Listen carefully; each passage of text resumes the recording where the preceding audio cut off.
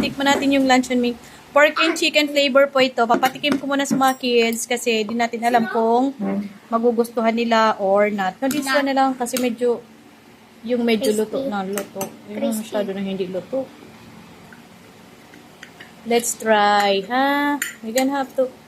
We have to taste muna pizza. You like this one? Yeah.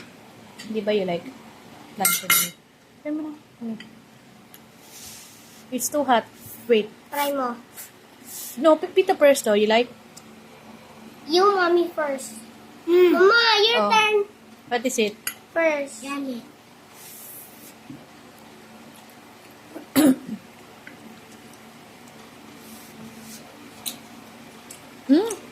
Hindi siya masyado maalat.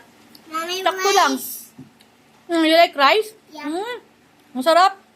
Medyo may pagka makrimi. Medyo creamy. O kaya na nga. Kinuha na ng anak ko. Gusto niya na. Masarap pala to. Pork and chicken flavor po ito. Ah! Ayan. Ah! Yan na. Kakainin na ng mga kids. Nagustuhan na. Mag-rice na daw sila. Masarap to for breakfast. Tapos meron makapartner na egg. Opo. Gusto ko yan. Wait muna, anak. Just mama ka na. See?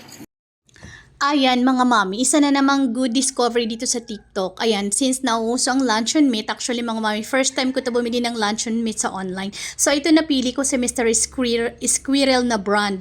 Nabili ko siya 2x3, so meron ako ng plus 3. Dalawa may plus 3, plus isa pang flavor na binili ko. So yung binili ko po yung dalawang flavor, pork and chicken plus yung isang chicken. So mga mami, syempre kailangan natin i-check kung talagang FDA approved siya. Kaya nag-research tayo mga mami, take note, FDA approved siya. So approved siya sa mga kids. And mga mami, siksik sa laman ang kanyang meat.